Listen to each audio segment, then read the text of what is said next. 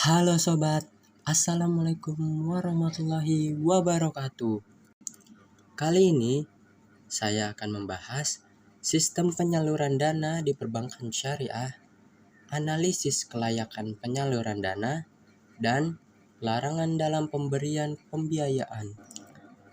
Dalam menyalurkan dana pada nasabah, secara garis besar produk pembiayaan syariah terbagi menjadi ke dalam 4 kategori, yaitu dibedakan berdasarkan tujuan penggunaannya. Pertama, pembiayaan dengan prinsip jual beli. Yang kedua, pembiayaan dengan prinsip sewa.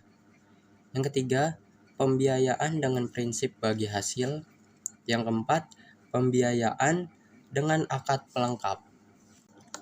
Pembiayaan dengan prinsip jual beli ditunjukkan untuk memiliki barang, sedangkan yang menggunakan prinsip sewa ditunjukkan untuk mendapatkan jasa.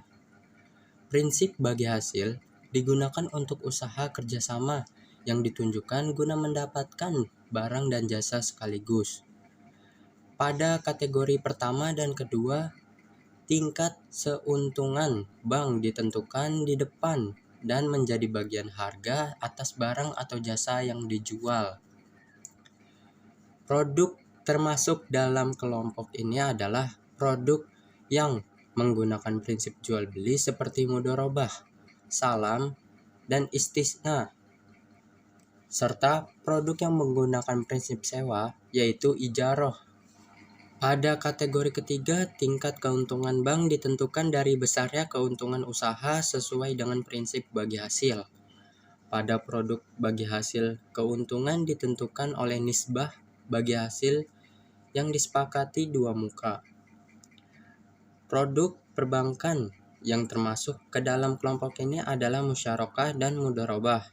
Sedangkan pembiayaan dengan alat pelengkap ditunjukkan untuk memperlancar pembiayaan dengan menggunakan 3 prinsip.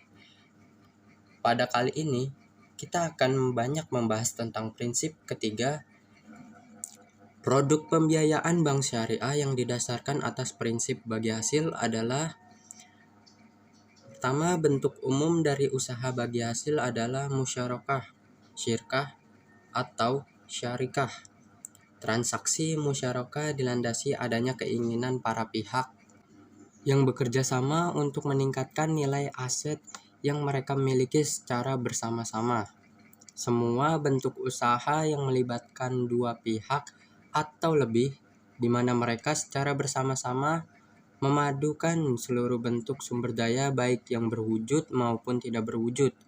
Secara spesifik, bentuk kontribusi dari pihak yang bekerja sama dapat berupa dana, barang perdagangan, kewirausahaan, kepandaian, kepemilikan, peralatan, atau intangible asset, kepercayaan, dan barang-barang lainnya yang dapat dinilai dengan uang. Dengan merangkum seluruh kombinasi dari bentuk kontribusi masing-masing pihak dengan atau tanpa batas waktu menjadikan produk ini fleksibel. Ketentuan umum pembiayaan musyarakah. Yang pertama, semua modal disatukan untuk dijadikan modal proyek musyarakah dan dikelola bersama-sama. Setiap pemilik modal berhak turut serta dalam menentukan kebijakan usaha dijalankan oleh pelaksana proyek. Pemilik modal dipercaya untuk menjalankan proyek musyarakah dan tidak boleh melakukan tindakan seperti menggabungkan dana proyek dengan harta pribadi. Selanjutnya, menjalankan proyek musyarakah dengan pihak lain tanpa izin pemilik modal lainnya. Selanjutnya, memberi pinjaman kepada pihak lain. Selanjutnya, setiap pemilik modal dapat mengalihkan penyertaan atau digantikan oleh pihak lain. Berikutnya, setiap pemilik modal dianggap mengakhiri kerjasama apabila menarik diri dari perserikatan, meninggal dunia, menjadi tidak cakap hukum. Yang kedua, biaya yang timbul dalam pelaksanaan proyek dan jangka waktu proyek harus diketahui bersama. Keuntungan dibagi sesuai porsi kesepakatan, sedangkan kerugian dibagi sesuai dengan porsi kontribusi modal. Yang ketiga, proyek yang dijalankan harus disebutkan dalam akad. Setelah proyek selesai, nasabah membalikan dana tersebut bersama bagi hasil yang telah disepakati untuk bank. Pembiayaan mudharabah. Secara spesifik, terdapat bentuk musyarakah yang populer dalam produk perbankan syariah, yaitu mudharabah. Mudharabah adalah bentuk kerjasama antar dua pihak atau lebih pihak di mana pemilik modal mempercayakan sejumlah modal kepada pengelola dengan suatu perjanjian keuntungan. Bentuk ini menegaskan kerjasama dalam paduan kontribusi 100% modal kas dari sahibul mal dan keahlian dari mudharib.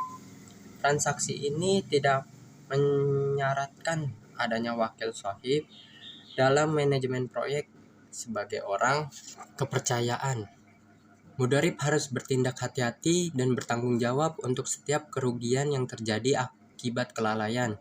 Sedangkan sebagai wakil dari sahibul mal, dia diharapkan untuk mengelola modal dengan cara tertentu untuk menciptakan laba optimal.